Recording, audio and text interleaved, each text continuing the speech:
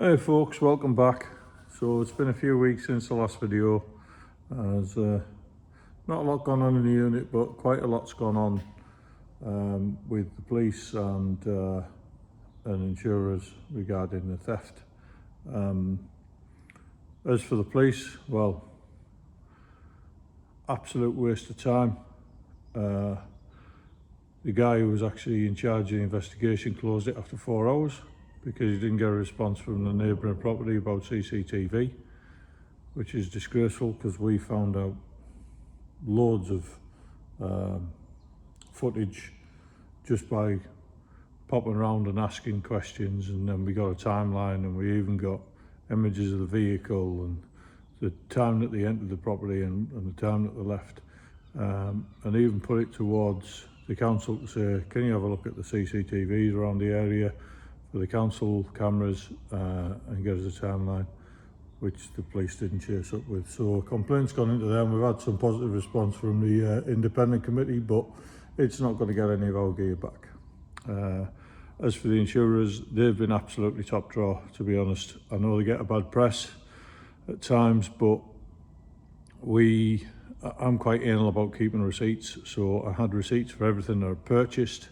I put that into the insurers for the stuff that was stolen from the Defender and the stuff that was damaged from the Defender, and also all of the tools that were stolen.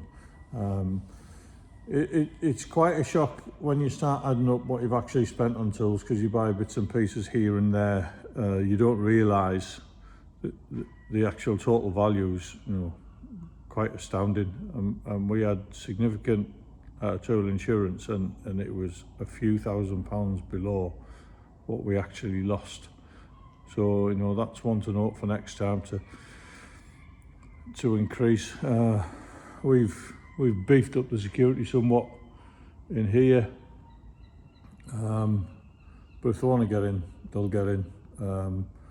A neighbouring property was broken into. They couldn't get through the door, so they used a still saw to cut a 4-foot hole in the wall. So if they want to get in, they'll get in. You just got to try and deter them as much as you can. Enough about that. Only the fact that I am going to continue doing the restorations.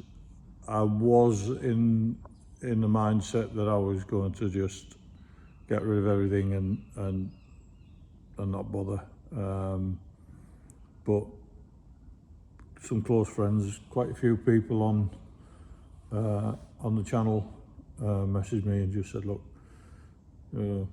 gave you some real positive feedback about what I'm doing and the stuff I turn out, although it takes a long time and I'm a bit ham-fisted. It is, I think it's in reasonably good order. So thanks for bearing with me, thanks for sticking with me.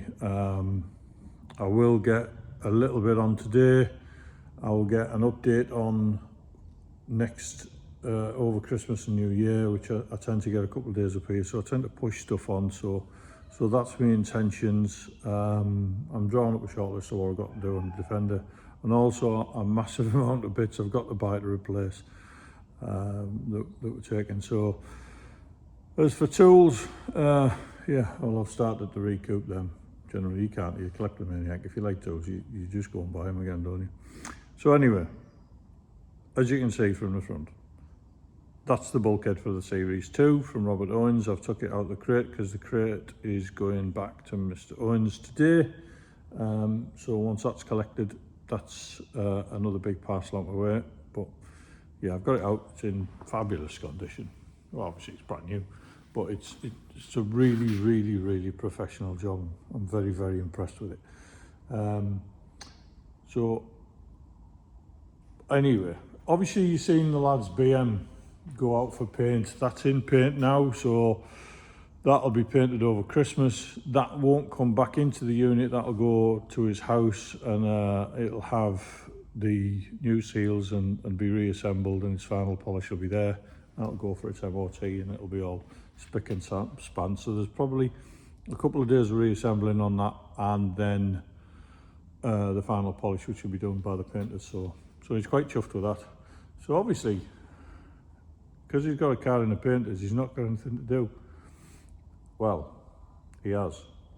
So he had a car, he's had it almost a year, it's been in his garage and it's now in the unit. So as I've said before, we we can't be left alone. So this is without doubt the rustiest 105 Alfa Romeo GT Junior that you've ever seen in your life. So this is an improvement to when you got it. Now, genuinely, it's one of them cars that you could set at a light and it wouldn't cause any more damage. It is absolutely shagged. But it's a 74 1.6 twin cam UK car, and it's complete. Well, mostly complete. So he's got a lot of parts. You can buy all the panels from companies like Classic Alpha and Alphaholics. So, you know, there isn't a panel in the car that doesn't need work. But as an entry point vehicle, they are hard to get hold of. People will sell a rolling shell without a logbook that needs work, and they're north of 10 grand now. So they're quite a hard vehicle to get hold of. So as you can see from this, it's absolutely bollocksed. There's a strategic piece of 2B2 there. That's because the rear valance has rotted through, and so is the floor. So if that piece of 2B2 isn't there between the two rear wings, the valance falls on the floor. So superficial will buff out. Not. But yeah, it's going to need a lot of love. It's got a lot of parts, including brand new all stock headlights, grills, tail lights. So it's not a complete basket case. Also, all of the glass is stored away, and all of the interior as well, including the dashboard. So it's not in best of fettle. It needs a world of love, but it'll get there, because we'll start off from the bottom and work our way up. So as you can see, we've banged some bracings into it, into the monocoque. We've ordered floors. They come in 4 sections. The tunnel is in decent order. That's about the only thing there is. Excuse me. The sills come in 3 pieces, an inner and outer, and then there's the outer skin, which isn't really structural. So we've ordered those for both sides from Classic Alpha, and the front, the chassis rails. So once all of those are unpicked and refitted, it'll make it rigid. Then we can drop the rest of the running gear out and get the car on a spit and start to repair it. Obviously the wings, both front and rear front apron and stuff, they'll all have to come out and be replaced. But once the monocoque's rigid, we're fine. We'll get all of the bottom part of the car done, as I said, and then the outer wings, front and rear valance and lips, slam panels, rear parcel shelf, and the A-pillars will all get done first. The roof will be the last thing. It was factory fit with a Webesto. Andrew wants to do away with that. He wants a tin top on it, so that's what he's going to do with that. So yeah, I faint out and all that. So it'll go again. Everything goes again. Just depends on how much effort and how much skill you got to put into it, or like me, how determined you are to fudge your way along.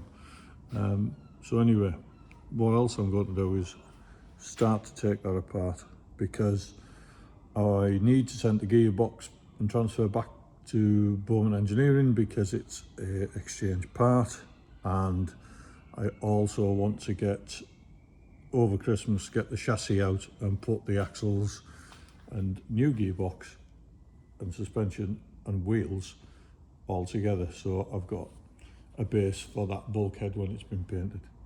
Anyway, I'll stop waffling and get on with it.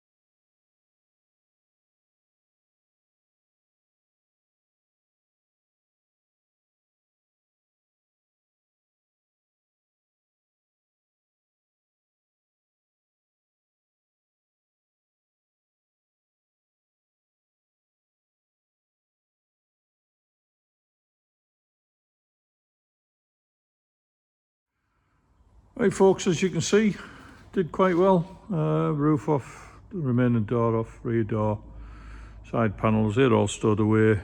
Started to undo the seat box, so not too bad. Quite pleased, to be fair, how far I've got. So I'll probably end up, next time I'm up, get the seat box out, just so I can get the transfer box gearbox out, because it's an exchange part and I want it sent back. So that'll be over Christmas, and I'll also have a video on the Defender over Christmas as well. I'll pop a couple of stills on to the end of this. I popped to see Roland with my engine, and they'd started to strip it. There's a picture of the Dizzy, don't think that'll go again. The cylinder head's unfortunately got a crack in it, so it'll have to be replaced, and it looks like it's had mice nesting in pot 4, but it'll go again, the engine will go again, hopefully. I'm in that area tomorrow with work, so with a bit of luck I'll drop in, and I might have had a bit more progress. If they have, I'll pop that onto the next video as well. So again, thanks for watching. As you can see, I've decided to carry on doing it. Start rebuilding the tools that I've lost. I probably won't go to the level I did before, mainly because even with the insurance money, I don't think I could afford to. So I'll plod on with what I've got and make a fist of it, and hopefully make a good job. Anyway, see you on the next one. Thanks for watching.